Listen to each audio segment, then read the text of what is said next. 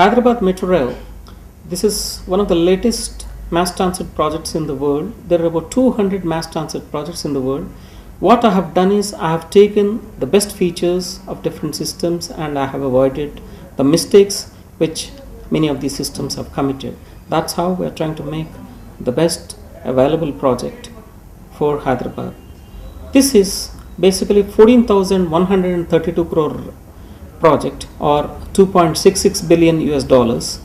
This project brings out not only a good mass transit system, we are looking at one is intermodal integration, that is integrate this mass transit system with the main rail, the bus depots, create feeder services, create non-motorized transport facilities so that you have seamless travel, end-to-end connectivity. You don't have to use private vehicles in the city.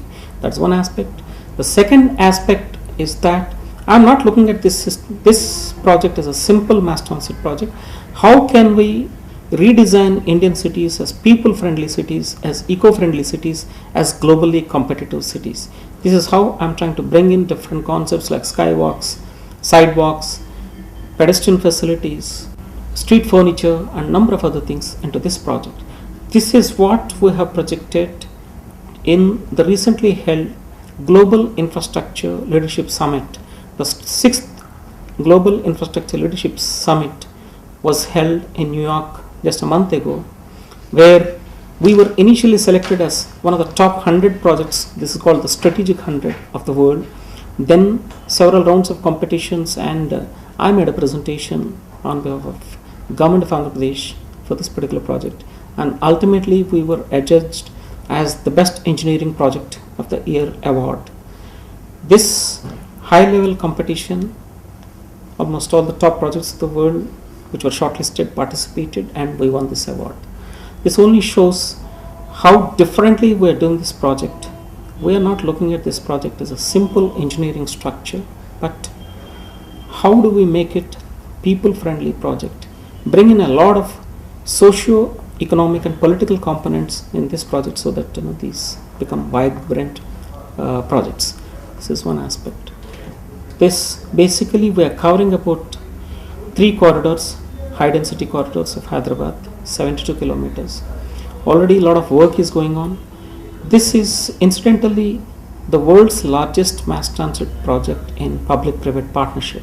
So far, a metro project of this magnitude is not done as PPP projects. Most of these projects are done as government projects with spending huge amounts of taxpayers' money. We want to do it differently. This is a different financial model. Once this becomes a success, this can be replicated all over the world. This is how you have to build infrastructure without taxing too much of taxpayers' money. This is the concept we have introduced.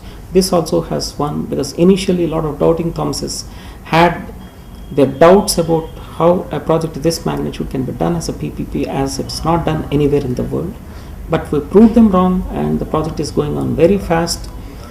Last 1 year we have achieved considerable progress. Almost 60 to 70% of the basic design work is completed, and about 20% of the civil structures are completed. All the 3 corridors, the work has started. Basically, see the first stretch of Nagol to Metuguda, about 8 kilometers. Pillars are over.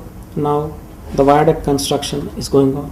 The second stretch from Miapur to SR Nagar is about 11 kilometers. There also most of the piers are completed. The pillars are completed.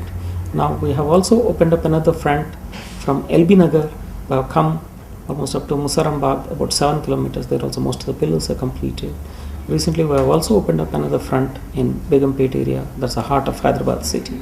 This is how we are progressing very well. There are about 2 depots, one in Uppal, the other one is Miapur. Both are more than 100 acres each. These depot works also, they are in advanced stage. Good progress is there. Plus Asia's second largest casting yard. It's a precast yard which we started in Uppal in 72 acres. There most of the work is being done there. Almost 70% of the construction is precast. That's done in the Uppal precast yard. Then night time we bring these segments and fix it over the pillars which are done in situ. This is how we are progressing. Hyderabad Metro Rail, we are doing it differently. Most of these projects are done as standalone projects. Instead of that, we are trying to give integration with different modes of transport. Our Metro Rail facilities will straight away land into the main rail stations of Hyderabad, for example, Secunderabad Station, Begumpet Station, Malakpet Station, etc., Nampally Station. This is how it will land, that's one.